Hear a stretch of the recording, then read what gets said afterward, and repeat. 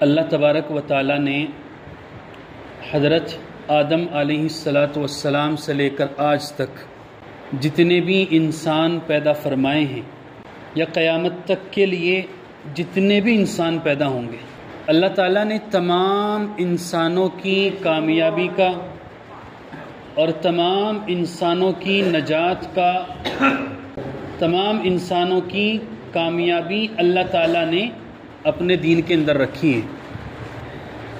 جو انسان بھی اللہ تبارک و تعالیٰ اور اللہ کے نبی جناب محمد الرسول اللہ صلی اللہ علیہ وسلم کے لائے ہوئے دین کو قبول کرے گا اور اس کے مطابق اپنی زندگی گزارنے کی کوشش کرے گا تو دراصل وہی انسان کامیاب ہوگا۔ قرآن کریم میں بھی اللہ تبارک و تعالیٰ نے یہ بات ارشاد فرمائی ہے کہ والعصر ان الانسان لفی خسر۔ اللہ تعالیٰ فرماتے ہیں کہ تمام انسان خسارے میں ہیں، تمام انسان نقصان میں ہیں، کوئی الگ نہیں ہے۔ ہر انسان، انسانیت کی جتنی بھی قسمیں اور جتنے بھی انسان ہو سکتے ہیں، تمام کے تمام خسارے میں ہیں۔ لیکن آگے اللہ تعالیٰ نے فرمایا الا الذین آمنوا، مگر جو لوگ ایمان لائے، ایمان لانے کے بعد نیک اعمال کیے، الا الذین آمنوا وعملوا الصالحات، ایمان لائے اور نمبر 2 ایمان لانے کے بعد نیک اعمال کیے، وتواصوا بالصبر وتواصوا بالحق، اور ایک دوسرے کو حق بات کی تلقین کرتے رہے، ایک دوسرے کو حق بات کا درس دیتے رہے، سچی اور سیدھی سادی بات سمجھاتے رہے، اور پھر دین میں آنے والی تکلیفوں کے اوپر وتواصوا بالصبر، صبر کرتے رہے۔ اللہ نے فرمایا کہ یہ لوگ خسارے میں نہیں ہیں، یہ لوگ کامیاب ہیں۔ تو سب سے پہلی بات اللہ تعالیٰ نے کیا بتائی کہ جو ایمان لایا، ایمان کے بغیر کسی انسان کی کامیابی کا کوئی تصور بھی نہیں ہو سکتا۔ اللہ تعالیٰ نے کامیابی نہ تو سلطنت کے اندر رکھی ہے، اللہ تعالیٰ نے کامیابی نہ امیری کے اندر رکھی ہے، اللہ تعالیٰ نے کامیابی نہ روپیے پیسے کے اندر رکھی ہے، اللہ تعالیٰ نے کامیابی نہ بڑی بڑی تجارتوں کے اندر رکھی ہے، اللہ تعالیٰ نے کامیابی نہ دنیا میں بڑے بڑے عہدے حاصل کرنے میں رکھی ہے۔ اللہ تعالیٰ نے اگر کامیابی کسی چیز میں رکھی ہے تو وہ صرف اپنے دین کے اندر رکھی ہے۔ جو انسان بھی اللہ تعالیٰ کے دین پر اور جناب نبی پاک صلی اللہ علیہ وسلم کے دین کو اپنائے گا، ایمان لائے گا، نیک اعمال کرے گا، پھر وہ امیر ہو، غریب ہو، بادشاہ ہو نہ ہو، فقیر ہو، پڑھا لکھا ہو، جاہل ہو، وہ اللہ کے یہاں کامیاب ہے۔ یہ اللہ تعالیٰ کے یہاں کامیابی کا معیار، اسی کامیابی کے معیار پر پرکھ کر کے لوگوں کی نجات ہوگی، لوگوں کو جنت میں یا جہنم میں بھیجا جائے گا۔ اور جن لوگوں نے اللہ کے دین کو نہیں اپنایا، نبی اکرم صلی اللہ علیہ وسلم کے طریقے کو نہیں اپنایا، حضور صلی اللہ علیہ وسلم کا دین قبول نہیں کیا، تو وہ چاہے دنیا میں کتنے بھی مالدار تھے، چاہے دنیا میں ان کو لوگوں نے اپنا آئیڈیل سمجھا، اپنا رول ماڈل سمجھا، اور دنیا میں لوگ ان کی پیروی کرتے تھے، ان کے پیچھے چلتے تھے اور ان کو دنیا کا بڑا بادشاہ، بڑا وزیر سمجھتے تھے، اللہ تعالیٰ کے یہاں ان کی کوئی حیثیت نہیں، کیونکہ انہوں نے ایمان قبول نہیں کیا۔ اور جس بندے نے ایمان قبول کر لیا، وہ چاہے غریب، ان پڑھ، جاہل تھا، ریڑھی لگانے والا تھا، اللہ کے یہاں اس کا مقام بہت اونچا ہے۔ اور دیکھو دونوں طریقے کی مثالیں ہمارے پاس موجود ہیں۔ ابو جہل خوبصورت بھی تھا، بڑا ذہین و فتین بھی تھا، بڑا ہوشیار بھی تھا، مکے کا سردار بھی تھا، مالدار بھی تھا، لیکن ایمان نہیں لایا تو جہنم کے گڑھے میں جائے گا۔ دنیا کے اندر کامیابی کی جو بھی چیز ہو سکتی ہے، جس چیز کے ذریعے سے بھی انسان کامیاب ہو سکتا ہے، وہ ساری کی ساری ابو جہل کے اندر موجود تھی۔ خوبصورت بھی ہیں، ذہین بھی ہیں، پڑھا لکھا بھی ہیں، ہوشیار بھی ہیں، مکے کا سردار بھی ہیں، مالدار بھی ہیں، ساری چیز اس کے اندر موجود تھی، لیکن ایک چیز موجود نہیں تھی کہ ایمان نہیں تھا اس کے پاس۔ تو اللہ تعالیٰ نے کہا کہ دنیا کی کامیابی ہماری نظروں میں کچھ نہیں، اللہ تعالیٰ جہنم میں ڈال دیا۔ اور وہیں پر دیکھو غلام، حبشے کے رہنے والا، پڑھا لکھا بھی نہیں ہے، خوبصورت بھی نہیں ہے، اور جو ہے اپنے علاقے کا بادشاہ اور اپنے علاقے کا سردار بھی نہیں ہے، لیکن محمد الرسول اللہ کا دین قبول کیا، محمد الرسول اللہ صلی اللہ علیہ وسلم کے ایمان کو، دین کو انہوں نے قبول کیا، اس کے اوپر عمل کیا، تکلیفیں برداشت کی، پریشانیاں برداشت کی، جس کی وجہ سے اللہ تعالیٰ نے اتنا اونچا مقام دیا کہ معراج پر حضور صلی اللہ علیہ وسلم گئے تو دیکھا حضرت بلال کی جنت میں چلنے کی آوازیں آ رہی ہیں۔ اتنا اونچا مقام دیا اللہ تعالیٰ نے کہ جب یہ مکہ فتح ہوا تو اللہ کے رسول صلی اللہ علیہ وسلم نے حضرت بلال کو کہا کہ کعبے کے اوپر چڑھو اور چڑھ کر کے اللہ تعالیٰ کا نام بلند کرو۔ یہ سب کس وجہ سے ہوا؟ یہ صرف اور صرف ایمان کی وجہ سے ہوا۔ یہ وہی بلال ہے جس کو لوگ غلام سمجھتے تھے، جس کو لوگ مارا کرتے تھے۔ مکے کے اندر نوجوان اوباش قسم کے لوگ ان کو پکڑ کر کے لے جایا کرتے تھے، مارا کرتے تھے، جلتی ہوئی تپتی ہوئی ریت کے اوپر ڈال دیا کرتے تھے۔ لیکن آج اللہ تعالیٰ نے ایمان کی بدولت اتنا اونچا مقام دیا کہ کعبے کے اوپر کھڑے ہو کر کے اللہ کا نام بلند کر رہے ہیں۔ تو یہ سب کس وجہ سے ہوا؟ اللہ کے دین کو اور نبی اکرم صلی اللہ علیہ وسلم کے لائے ہوئے طریقے کو اپنانے کی وجہ سے ہوا۔ جو بندہ اللہ کے رسول کے طریقے پر چلتا ہے وہی اللہ تعالیٰ کے یہاں کامیاب ہے، اور جو اللہ کے رسول کے طریقے سے ہٹ گیا اللہ تعالیٰ کے یہاں اس کی کامیابی کی کوئی ضمانت ہے ہی نہیں۔ وہ چاہے دنیا میں پھر کتنی ہی ڈگری حاصل کر لے، اعلیٰ تعلیم حاصل کر لے اور دنیا میں جو ہے بڑا مالدار بن جائے، دنیا چھوڑے پوری دنیا کا بھی بادشاہ بن گیا، اللہ تعالیٰ کے یہاں قابل قبول نہیں۔ اسی لیے اللہ تعالیٰ نے قرآن کریم کے اندر یہ بات ارشاد فرمائی ہے کہ جن لوگوں نے کفر کیا اور کفر ہی کی حالت میں مر گئے، اگر وہ ساری زمین بھر کر بھی سونا اللہ کی خدمت میں پیش کرے کہ اللہ ہمیں اپنے عذاب سے بچا لے، اللہ تعالیٰ نہیں بچائیں گے، قبول نہیں کیا جائے گا اللہ تعالیٰ کی طرف سے۔ کیوں؟ اللہ تعالیٰ کے یہاں تو صرف ایک ہی چیز ہے، وہ ہے ایمان۔ دولت، مال، یہ سب بعد میں ہیں سب چیزیں، سب سے پہلی چیز ایمان ہے کہ ایمان تمہارے پاس ہے یا نہیں ہے، میرے نبی کا دین تم نے، میرے نبی کا طریقہ تم نے اختیار کیا ہے یا نہیں کیا ہے، سب سے پہلی چیز یہ ہے۔ حضرت نوح علیہ السلام کا لڑکا، آپ سب جانتے ہیں کہ ان کا ایک لڑکا ایمان نہیں لایا، اور جب طوفان آیا اور چاروں طرف سے پانی نکلنے لگا اور حضرت نوح علیہ السلام اپنے بیٹے کو کہہ رہے ہیں کہ میرے بیٹے آجا کشتی میں سوار ہو جا، تو بیٹا کہتا ہے کہ نہیں، میں تو اونچے پہاڑ پر چڑھ جاؤں گا، اونچے پہاڑ پر کہاں پانی آ جائے گا۔ اور حضرت نوح علیہ السلام اللہ سے رو رو کر کہہ رہے ہیں کہ یا اللہ یہ تو میرا بیٹا ہے، ان ابنی، یہ میرا بیٹا ہے، اور آپ کا وعدہ تھا میرے اہل کے بارے میں کہ آپ میرے اہل کو بچا لیں گے۔ اللہ تعالیٰ نے کہا کہ یہ تمہارا اہل نہیں ہے، یہ تمہارا بیٹا نہیں ہے، جب یہ تم پر ایمان نہیں لایا، یہ تمہیں نبی نہیں مانتا، اللہ کی خدائی کا اقرار نہیں کرتا ہے، اللہ کی وحدانیت کا اقرار نہیں کرتا، تو پھر یہ تمہارا بیٹا نہیں ہے۔ یہ چل رہا ہے بات چیت، باپ بیٹے میں چل رہی ہے، باپ کہہ رہا ہے اپنے بیٹے کو کہ میرے بیٹے کشتی میں آ جا، سوار ہو جا۔ آج اللہ تبارک و تعالیٰ کے عذاب سے کوئی نہیں بچا سکتا۔ اللہ تعالیٰ جسے بچانا چاہے وہ بچ سکتا ہے، اور جسے اللہ تعالیٰ نہیں بچانا چاہے وہ نہیں بچ سکتا۔ یہ بات چیت چل رہی ہے آپس میں ایک دوسرے کے درمیان، وحال بینہم الموج، اچانک ایک موج پانی کی آئی جس کی وجہ سے وہ وہیں کا وہیں غرق ہو گئے۔ دیکھو نبی کا بیٹا ہے لیکن ایمان نہیں تھا تو نجات نہیں۔ حضرت ابراہیم علیہ السلام کے والد آزر، ان کے والد کا نام ہے، بت بنایا کرتے تھے اپنے ہاتھوں سے اور بت بنا کر کے بیچا کرتے تھے۔ حضرت ابراہیم علیہ السلام اللہ کے پیغمبر ہیں، اللہ کے نبی ہیں، اور اتنی شان والے پیغمبر ہیں کہ جن کے بارے میں اللہ نے فرمایا کہ ابراہیم تو میرا خلیل ہے۔ خلیل کے معنی آتے ہیں دوست کے، کہ ابراہیم تو میرا دوست ہے۔ اللہ تعالیٰ نے اتنا اونچا مقام دیا، اور ہزاروں پیغمبر حضرت ابراہیم علیہ السلام کی ذریت میں آئے، ان کی اولاد میں آئے ہزاروں پیغمبر۔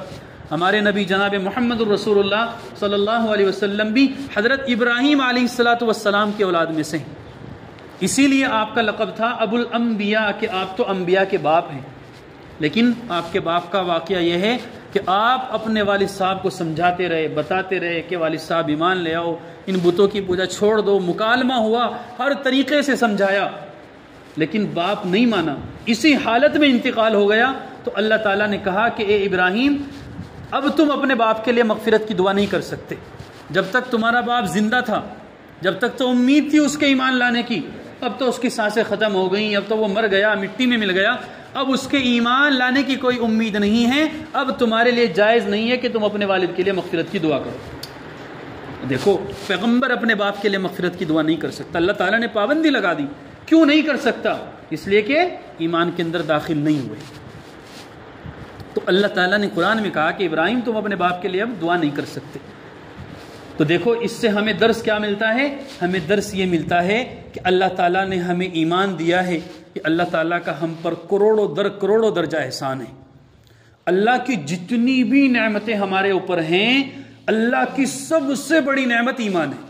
ایمان سے بڑی کوئی نعمت نہیں ہے.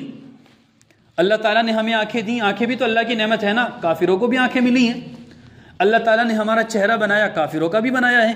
ہم بھی کھاتے ہیں، کافر بھی کھاتے ہیں. ہم بھی پیتے ہیں، کافر بھی پیتے ہیں. ہمارے ہاتھ پیر ہیں، کافروں کے بھی ہاتھ پیر ہیں. لیکن کچھ نعمتیں ایسی ہیں جو اللہ تعالیٰ نے ہمیں بھی دی، انہیں بھی دی. لیکن یہ ایمان والی نعمت ایسی ہیں کہ جو اللہ تعالیٰ نے صرف ہمیں دی، انہیں نہیں دی. یہ ایمان اتنی اہم چیز ہے کہ آج دنیا میں اگر کسی بندے کو جیتے جی اپنے ایمان کی اہمیت کا اندازہ نہ ہو، اس کو نہ پتا ہو کہ میرا ایمان کتنی اہم چیز ہے، لیکن جس دن اس کی آنکھیں بند ہوگی اور فرشتہ موت کا اس کے سرانے پر آ کر کے کھڑا ہوگا، اس دن اسے پتہ لگے گا کہ میرا ایمان کتنی اہم چیز ہے. اگر ایمان اس کے پاس ہوگا، اللہ کا شکر ادا کرے گا کہ اللہ تیرا شکر ہے، ایمان میرے پاس موجود ہے. اور اگر ایمان نہیں ہوگا، اپنا ایمان ضائع کر دیا ہوگا، تو پھر اس کو پتہ لگے گا کہ میں نے کتنی اہم چیز ضائع کی، تب اس کو اندازہ ہوگا. جیتے جی تو شاید کسی کو اندازہ نہ ہو اپنے ایمان کا، اپنے ایمان کی پاور کا، اپنے ایمان کی طاقت کا اس کو اندازہ نہ ہو، لیکن مرنے کے بعد اس کو پتہ چلے گا. قبر میں، حشر میں، جہنم میں، جنت میں، ہر جگہ پر سب سے پہلی چیز کیا ہے؟ ایمان ہے. ہر چیز بعد میں.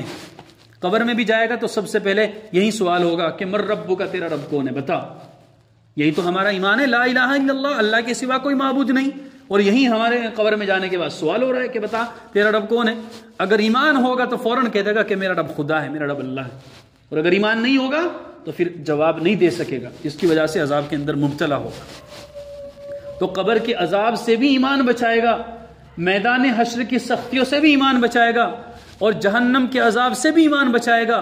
اور نبی اکرم صلی اللہ علیہ وسلم کی شفاعت کا مستحق بھی ہمیں ایمان ہی بنائے گا. اللہ کی رحمت کا، اس کے فضل کا ہمیں طلبگار اور گویا کہ امیدوار بھی ایمان ہی بنائے گا. اور جنت میں جائیں گے ہم، جنت میں لے جانے والا بھی ایمان ہوگا. اتنی اہم چیز ہے.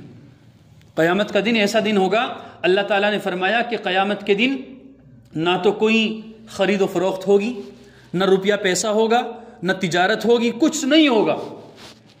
قیامت کے دن تو انسان صرف اپنے ایمان کی بیس پر بچ سکے گا، اس کے علاوہ بچنے کی اس کی کوئی امید ہی نہیں ہوگی.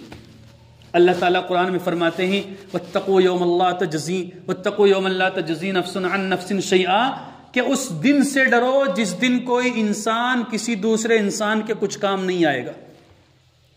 کوئی کسی کے کچھ کام نہیں آئے گا. اللہ تعالیٰ نے قرآن میں منظر بیان فرمایا ہے کہ یوم یفر المرء من اخیہ، کہ وہ دن ایسا دن ہوگا کہ انسان اپنے بھائی سے بھاگے گا، وَأُمِّهِ وَأَبِيهِ، اپنے باپ سے اور اپنی ماں سے بھاگے گا، وَصَاحِبَتِهِ وَبَنِيهِ، اپنی بیوی سے اور اپنے بچوں سے بھاگے گا. کیوں بھاگے گا بھائی؟ اس لیے بھاگے گا کہ کہیں مجھے کسی کو کوئی نیکی نہ دینی پڑ جائے، کوئی مجھ سے نیکی کا سوال نہ کر لے. دیکھ لو دنیا میں باپ اپنی اولاد کے لیے کتنی محنت کرتا ہے، نمازوں کی فکر نہیں کرتا، گرمی کی فکر نہیں کرتا، سردی کی فکر نہیں کرتا. بیچارہ کھا بھی نہیں رہا، کھیتی باڑی میں لگا ہوا ہے، کھا پی بھی نہیں رہا ہے، کاروبار کر رہا ہے، بازار میں کھڑا ہوا. کس کے لیے؟ اپنی بیوی بچوں کے لیے.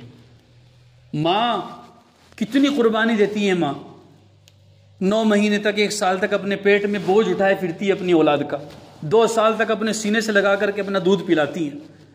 لیکن قیامت میں یہ ماں بھول جائے گی کہ کون میری اولاد ہے، اولاد بھول جائے گی کہ کون میری ماں ہے، کون میرا باپ ہے، میں نہیں جانتا. اللہ نے منظر بیان فرما دیا. اللہ کہتے ہیں کہ تم کس مغالطے میں پڑے ہوئے ہو. دنیا میں تم اپنی بیوی کے لیے، اپنے بچوں کے لیے، اپنے باپ کے لیے، اپنی ماں کے لیے اتنی قربانیاں دے رہے ہو، یہ سب کچھ نہیں کام آئے گا قیامت میں. تمہیں باپ نہیں کام آئے گا، بچے نہیں کام آئے گے. وہاں تو صرف ایک ہی چیز کام آئے گی، اور وہ ہوگا ایمان، اور اس کے بعد نیک اعمال. تو قرآن میں اللہ نے فرمایا کہ قیامت کا دن، اللہ سے ڈرو. قیامت کے دن سے وہ دن ایسا دن ہوگا کہ کوئی انسان کسی انسان کے کچھ کام نہیں آئے گا. پڑوسی، رشتہ دار، دوست تو بہت دور کی بات ہے، ماں کام نہیں آ رہی ہے، ماں کے اپنے بچے کام نہیں آ رہے ہیں، رشتہ دار تو بہت دور کی بات ہے، اور پڑوسی اور دوست تو بہت دور کی بات ہے، گھر کے کام نہیں آ رہے ہیں. قیامت کا دن ایسا دن ہوگا. اور اللہ نے فرمایا وَاتَّقُوا يَوْمًا لَا تَجْزِي نَفْسٌ عَن نَفْسٍ شَيْئًا وَلَا يُقْبَلُ مِنْهَا عَدْلٌ. اللہ فرماتے ہیں کہ قیامت کے دن کسی کی طرف سے کوئی فدیہ قبول نہیں ہوگا. جیسے دنیا میں دیکھتے ہیں نا، اگر دنیا میں ہمارا کوئی بندہ پولیس اٹھا کر کے لے جائے، اس کے اوپر مقدمہ ہو جائے، تو عام طور سے 3 طریقے اختیار کیے جاتے ہیں اس کو بچانے کے. پہلا طریقہ تو یہ ہوتا ہے کہ ہم پولیس اسٹیشن میں جاتے ہیں اور اگر ہمارے پاس روپیہ پیسہ ہے تو ہم ان کو رشوت دیتے ہیں کہ بھائی ہم اتنا پیسہ دیتے ہیں، ہمارے بندے کو رہا کر دو. اگر یہ طریقہ نہیں چلتا تو دوسرا طریقہ ہم یہ اپناتے ہیں کہ ہمارے علاقے کا کوئی بڑا ہو، کوئی ایم پی ہو، کوئی سیاست کا پردھان ہو، اس کو ہم کہتے ہیں کہ بھائی ہماری پولیس جو ہے ہمارا بندہ لے کے اٹھا کر آپ فون کر کے کہہ دو آپ ان کو. یہ دوسرا طریقہ ہوتا ہے. تیسرا طریقہ یہ ہوتا ہے کہ ہم زور کے ذریعے سے، امیر ہیں، مالدار ہیں، سیاست والے ہیں، ہمارا بڑا رتبہ ہے اور پولیس ہم سے ڈرتی ہے تو رعب کے ذریعے سے ہم اس کو چھڑاتے ہیں. تو اللہ تعالیٰ نے قیامت میں کیا منظر بیان فرمایا کہ قیامت کا دن ایسا دن ہوگا کہ کوئی انسان کسی انسان کے کام نہیں آئے گا. اور پھر فرمایا 3 چیزیں بیان کی کہ ولا يقبل منها شفاعہ، کہ اس کی طرف سے کوئی سفارش قبول نہیں کی جائے گی. کوئی بڑا آ کر کے کہہ دے کہ یا اللہ یہ میرا گھر والا ہے جہنم سے بچا لے، نہیں چلے گی سفارش کسی کی. ولا يقبل منها شفاعة ولا يؤخذ منها عدل، اور کوئی فدیہ بھی نہیں لیا جائے گا. جیسے ہم رشوت دے دیتے ہیں نا، اللہ تعالیٰ کو کوئی رشوت دینا چاہے کہ یا اللہ میرا بھائی ہے اس کو جہنم سے بچا لے، میں تجھے یہ چیز دیتا ہوں، اللہ تعالیٰ کہیں گے نہیں، ولا يؤخذ منها، نہیں لیا جائے گا اس کی طرف سے وہ بھی. ولا هم ينصرون، اور ان کی مدد بھی نہیں کی جائے گی، کوئی ان کی مدد بھی کرنے والا نہیں ہوگا جو جہنم میں جائیں گے. تو دیکھو اللہ تعالیٰ نے 3 چیزیں بیان فرمائی جو عام طور سے دنیا میں طریقہ ہوتا ہے. تو اس لیے اللہ تعالیٰ کی رحمت کا اور اللہ تبارک و تعالیٰ کی جنت کا مستحق بنانے کا اور جہنم سے اپنے آپ کو بچانے کا ایک ہی طریقہ ہے، وہ ہے ایمان جو اللہ تعالیٰ نے ہمیں دیا ہے. اللہ کا کروڑوں درجہ ہر وقت انسان کو احسان ادا کرنا چاہیے کہ اللہ تو نے اتنی بڑی نعمت دی ہے. پھر اس کے ساتھ ہمیں کوشش یہ کرنی چاہیے کہ ہم اس ایمان کو بچانے کی فکر بھی کریں. سب سے پہلی بات، اللہ نے ایمان دیا تو ایمان کے اوپر اللہ کا شکر ادا ہونا چاہیے. جو بندہ اللہ کا جتنا زیادہ شکر ادا کرتا ہے تو اللہ تعالیٰ اس نعمت کے اندر اتنا ہی زیادہ اضافہ کرتے ہیں. قرآن میں اللہ نے فرمایا ہے ان شکرتم لازیدنکم، کہ اگر تم میرا شکر ادا کرو گے تو میں تمہیں اور زیادہ نعمت دوں گا. تو اس آیت کی روشنی میں ہمیں پتہ ہی چلتا ہے کہ اگر کسی بندے کو اپنے ایمان کی حفاظت کرنی ہو، اپنے ایمان کو مضبوط اور طاقتور بنانا ہو، تو اس کو ہمیشہ اللہ کا شکر ادا کرنا چاہیے کہ اللہ تو نے ایمان دیا. پھر ایمان کے اندر اضافہ ہوگا، ایمان کے اندر طاقت و قوت پیدا ہوگی. اور ساتھ میں اللہ سے دعا بھی کرنی چاہیے کہ یا اللہ تو نے ایمان دیا ہے، یا اللہ اس ایمان کی حفاظت بھی فرما، یا اللہ اس ایمان کے حفاظت کرنے والے اعمال کی مجھے توفیق عطا فرما، یا اللہ مرتے وقت کلمے والی موت نصیب فرما، ایمان پر خاتمہ مقدر فرما. یہ اللہ سے دعا کرنی چاہیے. تو جب ہم اس طریقے سے دعا کریں گے تو انشاءاللہ اللہ کی ذات سے امید ہے کہ جس طرح اللہ تعالیٰ نے ہمیں ایمان دیا اور ایمان پر ہم زندگی بسر کر رہے ہیں، تو اسی طریقے سے انشاءاللہ ایمان پر ہمارا خاتمہ بھی ہوگا.